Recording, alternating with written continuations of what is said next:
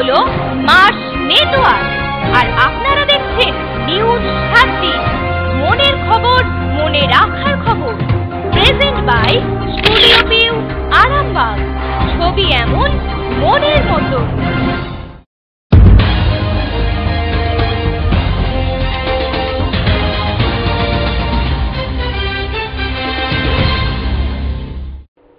নমস্কার, আপনারা দেখছেন নিউজ 7 দিন। আপনাদের সাথে আমি প্রিয়াঙ্কা। শুরুতেই হেডলাইন্স।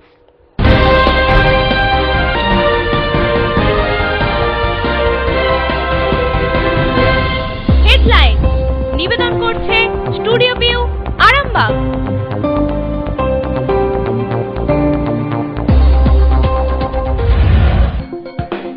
রাজ্য প্রগতিশীল আলু ব্যবসায়ী সমিতির জেলা সম্মেলন ধনেখালিতে।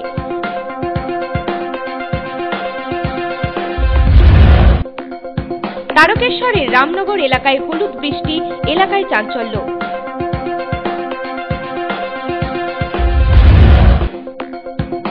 অবৈধ বালি পাচারের অভিযোগে গ্রেপ্তার 4 খানাকুলে।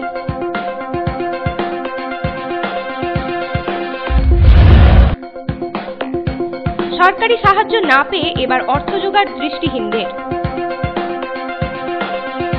হেডলাইন নিবেদন করলো studio view, Arambagh.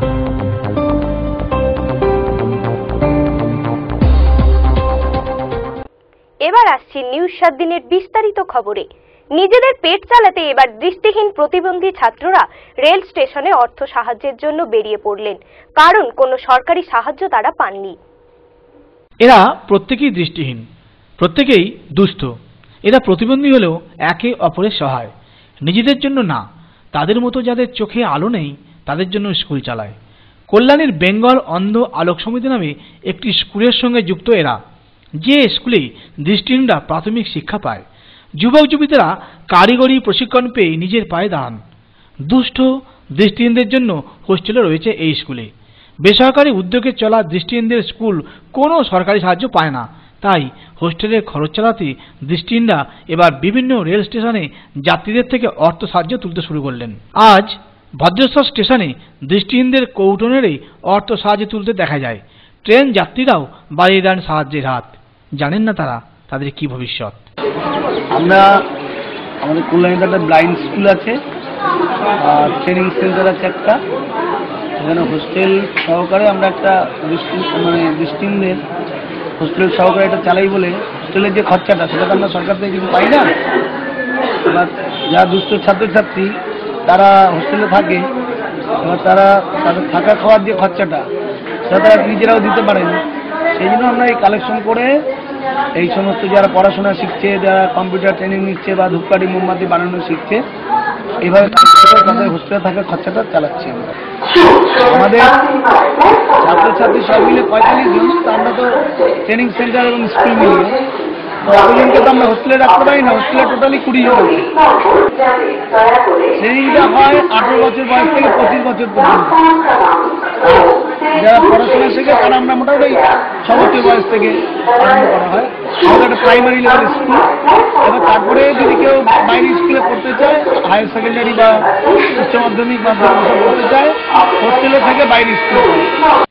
Hooghly bureau report, news 7 দিন। এবার আসছি পরের খবরে। হোটেল থেকে বেআইনি দেশি ও বিদেশি মদ আটক করল হুগলির আরামবাগ থানার পুলিশ।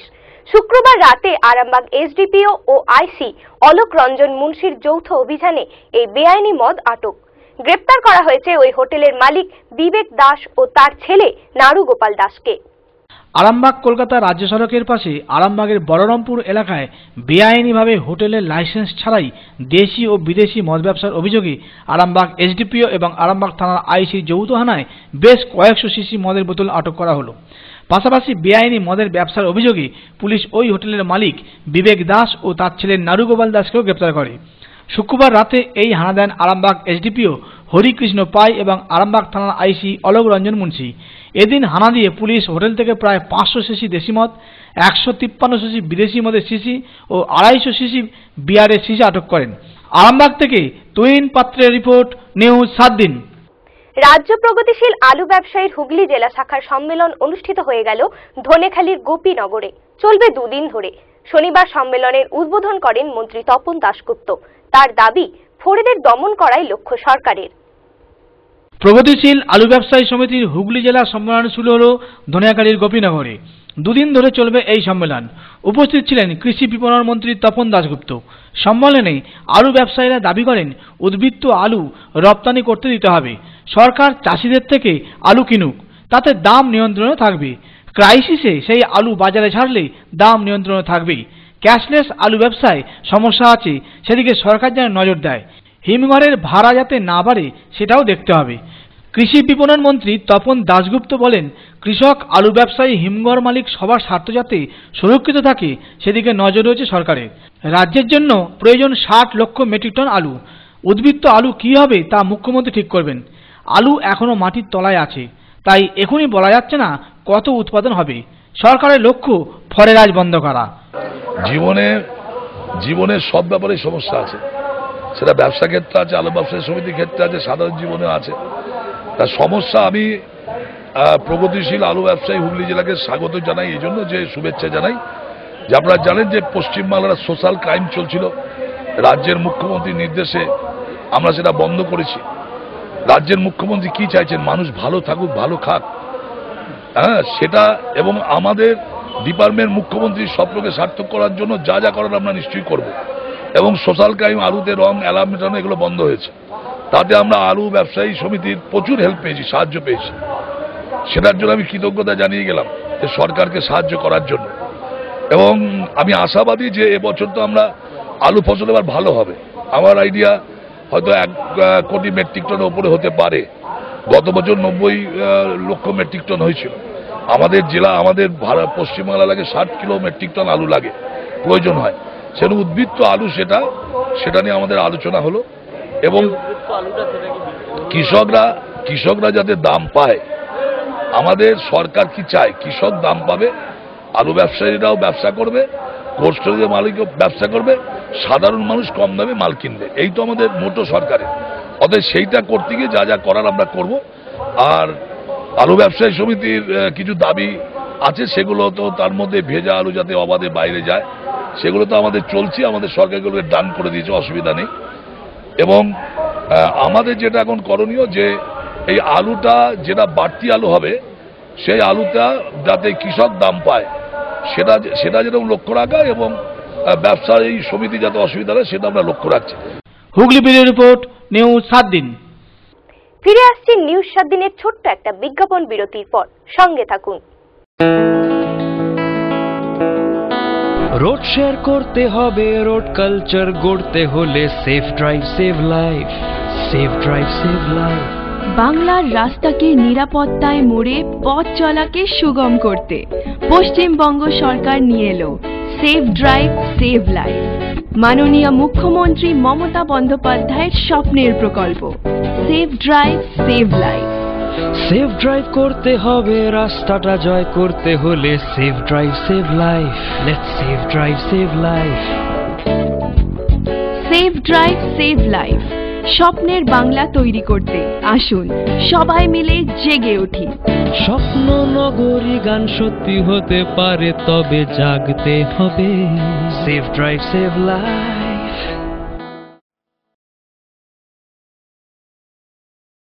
ট্রাফিক আইন মেনে চলুন, সাবধানে রাস্তা পারাপার করুন, হেলমেট পরে বাইক চালান, শহরের রাস্তার উপর পার্কিং করবেন না।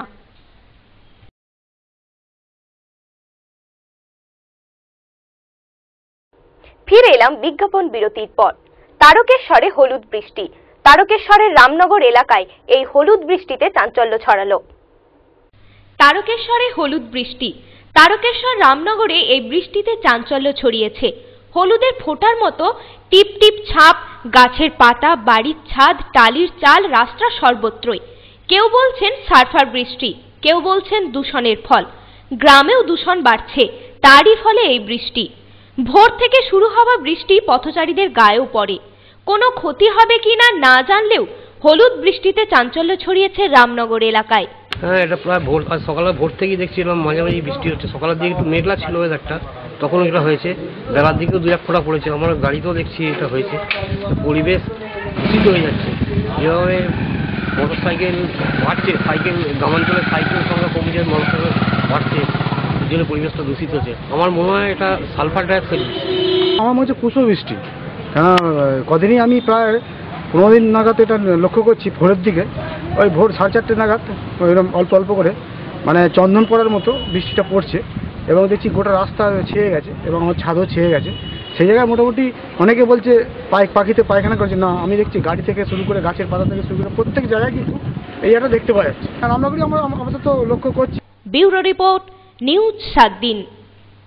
রাজ্য শ্রীগুরু সংঘের আরামবাগ শাখার 33তম বাৎসরিক ধর্ম সম্মেলন হয়ে গেল আরামবাগের মুথুডাঙ্গা এলাকায়। ধর্ম সম্মেলনের পাশাপাশি হাসপাতালে রোগীদের ফল মিষ্টি বিতরণ করা হয়। শ্রীগুরু সংঘের আরামবাগ শাখার 33তম বাৎসরিক ধর্ম সম্মেলন অনুষ্ঠিত হয়ে গেল মহা সমারোহে। শুক্রবার ও শনিবার এই দুদিন ব্যাপী চলে এই মহা ধর্ম সম্মেলন। এই উপলক্ষে সংঘের পক্ষ থেকে শতাধিক দুস্থ ও মেধাবী ছাত্রছাত্রীদের বেছে বই, খাতা, কলম বিতরণ করা হয়। পাশাপাশি অসহায় ব্যক্তিদের বস্ত্র বিতরণ করা হয়। এছাড়াও আরামবাগ মহকুমা হাসপাতালে শনিবার সকালে সমস্ত রোগীদের ফল, মূল, মিষ্টি দেয়া হয়। আরামবাগের মুথুডাঙ্গা রামকৃষ্ণ উচ্চ বিদ্যালয় সংলগ্ন ময়দানে এই সম্মেলনে হাজার হাজার ভক্ত সমাগম হয়। দুদিন ধরে আগত ভক্ত ও গ্রামবাসী মিলিয়ে প্রায় 30,000 মানুষকে ভোগ খাওয়ানো হয়। আমাদের অনুষ্ঠান হচ্ছে শ্রীগুরু সংঘ তথা আরামবাগ শাখা সংঘের বাৎসরিক এই আমাদের দুদিন ব্যাপী আরামবাগ শাখা সংঘের এই উৎসবটা প্রতি বছর হয়ে থাকে, এবং এবছরে বিশেষ করে যে আমরা প্রতি বছরের ন্যায় এবছর যে উদ্যোগটি নিয়েছি, যেমন ছাত্রছাত্রীদের মধ্যে 4টে স্কুলকে ছাত্রছাত্রীদের মধ্যে খাতা কলম বিতরণ, দুস্থ অসহায় মানুষদের প্রতি, যেমন অন্ধ, আপনার প্যারালাইসিস রোগী যারা পড়ে আছেন সেইরূপ মানুষকে দেখে আমাদের কম্বল বস্ত্র বিতরণ, বেশ কিছু মানুষকে আমাদের সেবার মাধ্যম দিয়ে গুরুদেবের যে নীতি সত্য সেবা, নীতি ধর্ম, এই তার মধ্যেই যে একটি জিনিস সেবা, সেই সেবাটি গুরুদেব পছন্দ করতেন। শ্রী ঠাকুর দুর্গাপ্রসন্ন পরমহংসদেব তাতেই তিনি কাঙালের ঠাকুর, এবং তিনি তাতে আনন্দ পেয়ে থাকেন। সেইরূপভাবেই গুরুদেব যাতে আনন্দ পান, সেই যে সেবা, সেই সেবার মাধ্যম দিয়ে আজকে 10-15 হাজার লোক দ্বিতীয় দিন 27-28 মাঘ আমাদের উৎসব আরামবাগ শাখা সংঘের 28 তারিখ আজকে আপনার শনিবার, সেই শনিবার আজকে 10 থেকে 15 হাজার, হয়তো তার অধিকও হতে পারে, সেই লোকের মধ্যে সেবা হবে, সেই মহাপ্রসাদ সেবা, অগণিত মানুষদের সেখানে উপস্থিত থাকবেন। ব্যুরো রিপোর্ট, নিউজ 7 দিন। অবৈধ বালি তোলার অভিযোগে ঘটনাস্থল থেকে 4 বালি পাচারকারীকে গ্রেপ্তার করল হুগলির খানাকুল থানার পুলিশ। ঘটনা খানাকুলের কাবিলপুরের। অবৈধভাবে বালি তোলার অভিযোগে ঘটনাস্থল থেকে 4 বালি পাচারকারীকে গ্রেপ্তার করল হুগলির খানাকুল থানার পুলিশ। ঘটনা খানাকুলের কাবিলপুরের। শুক্রবার সন্ধ্যায় তাদের গ্রেপ্তার করে পুলিশ। পুলিশ সূত্রে জানা গেছে, ধৃত 4 বালি পাচারকারীর নাম চণ্ডী দলুই, বাপন হাজরা, মহাদেব দলুই ও গণেশ দলুই। জানা গেছে, শুক্রবার বিকাল থেকে খানাকুলের কাবিলপুরের কাছ দিয়ে যাওয়া মুন্ডেশ্বরী নদীতে নৌকা থেকে বালতি করে অবাধে বালি তুলে অন্যত্র পাচার করছিল। খবর পেয়ে পুলিশ তড়িঘড়ি ওই এলাকায় হাজির হয়। তাদের ঘটনাস্থল থেকেই গ্রেপ্তার করে। পাশাপাশি বালি তোলার সমস্ত সরঞ্জাম ও নৌকাটিকেও আটক করে। খানাকুল থানার পুলিশ জানিয়েছে, অবৈধভাবে এই 4 জন বালি তুলছিল। খবর পেয়ে ওই স্থলে গিয়ে হাতে নাতে পাকড়াও করা হয়। ব্যুরো রিপোর্ট, নিউজ 7 দিন। আপনারা দেখছেন নিউজ 7 দিন। ফিরে আসছি ছোট্ট একটা বিজ্ঞাপন বিরতির পর।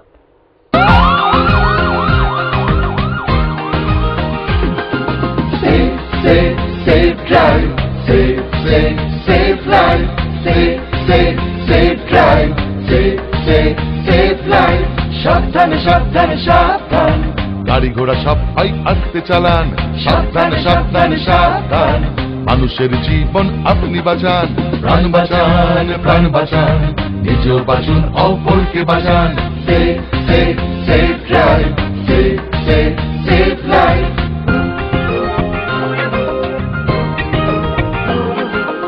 জাগো তুমি জাগো, হলুদ আলোতে গাড়ি রেডি হয়ে যান, সবুজ আলোতে গাড়ি আস্তে চালান। হলুদ আলোতে গাড়ি রেডি হয়ে যান, সবুজ আলোতে গাড়ি আস্তে চালান। আপনারই হাতে আছে মানুষের প্রাণ, লালবাতি দেখে তাই গাড়ি থামান, একে অন্যের প্রাণ বাঁচান, নিজেও বাঁচুন অপরকে বাঁচান। সেভ ড্রাইভ, সেভ লাইফ, প্রাণ বাঁচান, প্রাণ বাঁচান, নিজেও বাঁচুন অপরকে বাঁচান। Save drive, save life.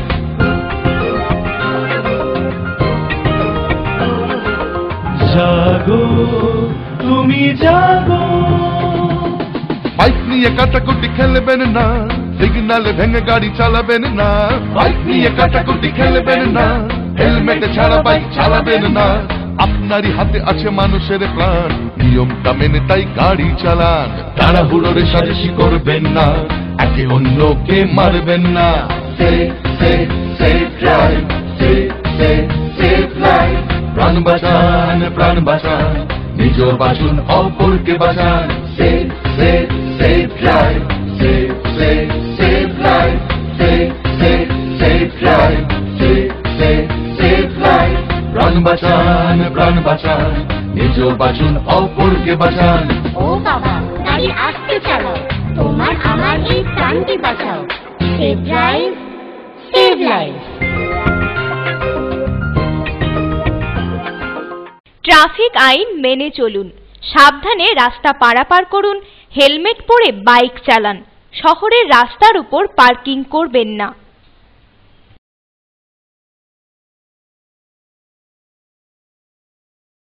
ফিরে এলাম বিজ্ঞাপন বিরতির পর। খানাকুলের নতিবপুর থেকে বাটবাউন পর্যন্ত 5 কিলোমিটার রাস্তার অবস্থা বেহাল। মেরামত ও পরিচর্যার অভাবেই এই অবস্থা। মেরামত ও পরিচর্যার অভাবে প্রায় ব্যবহারের অযোগ্য হয়ে পড়েছে খানাকুলের নতিবপুর থেকে বারবাউন পর্যন্ত প্রায় 5 কিমি পিচের রাস্তাটি। হাওড়া ও হুগলি জেলার সংযোগকারী রাস্তাগুলির মধ্যে এটি অত্যন্ত গুরুত্বপূর্ণ, কিন্তু এর পরেও সংস্কারের অভাবে রাস্তার প্রায় সর্বত্রই পিচ উঠে গিয়ে বর্তমানে রাস্তাটিকে বিপজ্জনক করে তুলেছে বলে জানা গেছে। খানাকুল 2 নম্বর পঞ্চায়েত সমিতির তত্ত্বাবধানে থাকা এই রাস্তাটির মেরামত করে ব্যবহারের উপযোগী করে তোলার জন্য স্থানীয় মানুষ বারবার দাবি জানিয়ে আসলেও প্রশাসনের তরফ থেকে কোনো উদ্যোগই নেওয়া হয়নি বলে এলাকাবাসীর ক্ষোভ। এদিকে বেহাল রাস্তা দিয়ে চলাচল করতে গিয়ে প্রায়শই দুর্ঘটনার শিকার হতে হচ্ছে বলে দাবি স্থানীয় গ্রামবাসীদের। তাই বর্তমানে প্রশাসনের তৎপরতায় রাস্তাটির সংস্কার করে মানুষের ব্যবহারের উপযোগী করে তোলার দাবি তুলেছেন এলাকার কয়েক হাজার মানুষ। এই রাস্তাটি ব্যবহার করে খানাকুলের অধিকাংশ মানুষ কলকাতা, হাওড়া, বাগনান, উলুবেড়িয়া, উদয়নারায়ণপুরের মতো শহর ও শহরতলি এলাকায় যাতায়াত করেন। এছাড়া স্থানীয় দৌলতচক, হায়াতপুর, মাগরি, মোস্তফাপুর, তালঘগি, ভৈরবপুর, নতিবপুর, বলপাই প্রভৃতি গ্রামের কয়েক হাজার মানুষ প্রত্যহ নিজেদের দৈনন্দিন প্রয়োজনে এই রাস্তাটি ব্যবহার করে খানাকুল, আরামবাগ, তারকেশ্বর প্রভৃতি এলাকায় যাতায়াত করেন। এই রাস্তার পলাশপাই থেকে হাওড়া, কলকাতা ও উদয়নারায়ণপুর পর্যন্ত বাস চলাচল করে, কিন্তু রাস্তার এই বেহাল দশার ফলে তারাও সমস্যার সম্মুখীন বলে জানা গেছে। এই রাস্তায় বাস চালকদের মতে বেহাল রাস্তা দিয়ে অত্যন্ত বিপজ্জনকভাবে বাস চালাতে হয় তাদের। এই রকম অবস্থা থাকলে আগামী দিনে বড়সড় দুর্ঘটনার সম্মুখীন হতে হবে বলে তাদের মত। মুচিয়াটা থেকে বারবাউন পর্যন্ত গেছে, রাস্তাটা অনেকদিনই খারাপ হয়ে আছে, মোটামুটি প্রায় 8-10 বছর ধরে খারাপ হয়ে আছে, মাঝে মধ্যে রিপেয়ারিং হয়। এখানে 4টে রুটের গাড়ি যাতায়াত করে, চিকিরা থেকে হাওড়া, করুণাময়ী, মুচিয়াটা থেকে করুণাময়ী, মুচিয়াটা থেকে মুকুন্দপুর এবং ম্যাজিক গাড়ি চলে এখান থেকে মুচিয়াটা থেকে আমতা পর্যন্ত। প্রায় 8-10 বছর ওর মধ্যে মাঝে মধ্যে একটু রিপেয়ারিং করা হয়। খুবই খারাপ আছে, একটা মানুষের সাইকেল নিয়ে গেলেও অসুবিধা হয়। ব্যুরো রিপোর্ট, নিউজ 7 দিন। তারকেশ্বরে তৃণমূলের মহামিছিল। শনিবার বিকালে বালিগড়ি থেকে চাউলপট্টি পর্যন্ত এই মহামিছিলে পা মেলান 1020 তৃণমূল কর্মী ও সমর্থক। উত্তম কুণ্ডুর নেতৃত্বে এই মহামিছিল।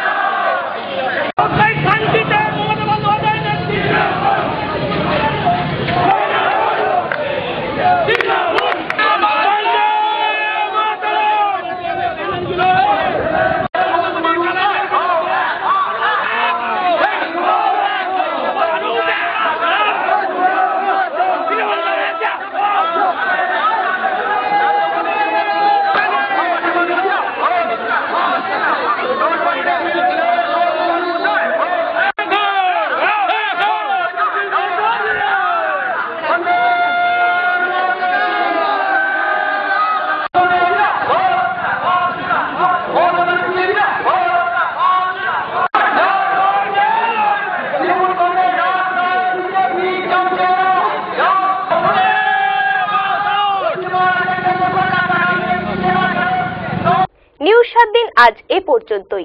নিউজ 7 দিন দেখুন প্রতিদিন রাত্রি 9:30 পুনঃ সম্প্রচার রাত্রি 11টা, পরের দিন সকাল 8:30 এবং দুপুর 1টা। নিউজ 7 দিন, মনের খবর, মনে রাখার খবর।